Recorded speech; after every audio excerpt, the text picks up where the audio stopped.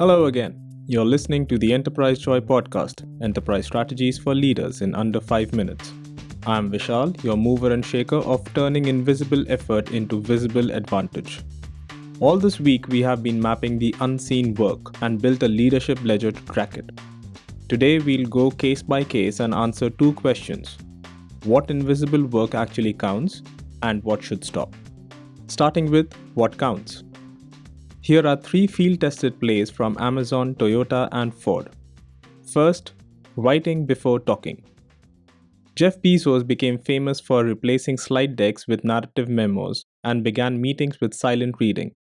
In his 2017 letter to the shareholders, he explained that writing forced clear thinking.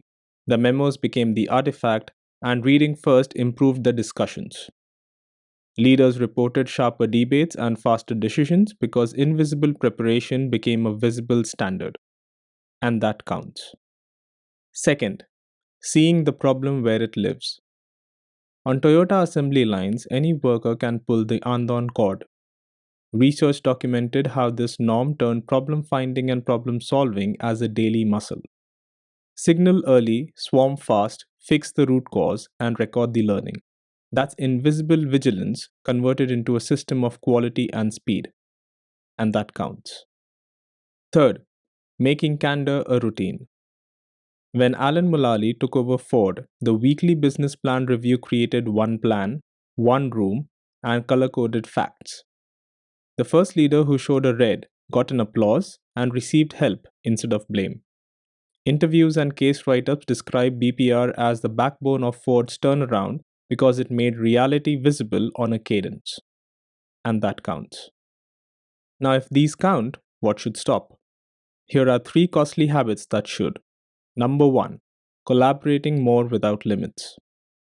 Collaborative overload results in a small set of helpful people becoming the organization's bottleneck. In simple terms, if your calendar belongs to everyone else, then your outcomes will suffer. Setting decision owners and escalation rules, rotating coverage, routing low-value asks to documents or office hours help get over this. Number 2, volunteerism for non-promotable tasks. Research shows that women are asked more often and say yes more often to work that matters to the organization but not to their careers. These include note-taking, scheduling, ad hoc admin tasks, etc. The fix needed here is structural. Rotating and recognizing these efforts is important instead of relying on quiet heroics. And number 3, meetings with no owners, no pre-reads, and no outcomes. Stop the Meeting Madness found that time explodes when discussions start cold. If a meeting lacks a decision owner and a pre-read, it's not worth the time. A way to curb this would be to convert these meetings into briefs and Q&As or just cancel these. On that note, here's your Friday challenge to turn what counts into simple rules that become your default. Rule number 1, memo first decisions. Pick one recurring meeting, replace slides with a short memo, and begin with a 5-minute silent reading. In your ledger, tag it as decision hygiene and record the minutes saved, the quality of decision, and whether the actions were clearer. Rule number 2, knowledge work. Adopt a simple trigger. If X risk emerges, anyone can post a stop message in an alerts channel using a standard template having the issue, the impact, the first fix, and the owner.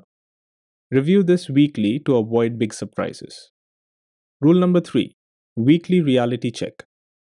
For one mission-critical stream, create a 30-minute BPR, 1 page per owner, a RAG status, 1 risk, and 1 ask.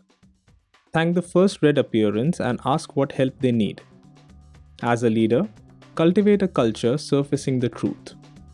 And that's it. Increase what counts and reduce what doesn't. And if you have built clever ways to make behind-the-scenes work visible, then tell me more on podcast@enterprisejoy.com. Tomorrow we'll land the plane with a reflection tool to recalibrate your invisible work.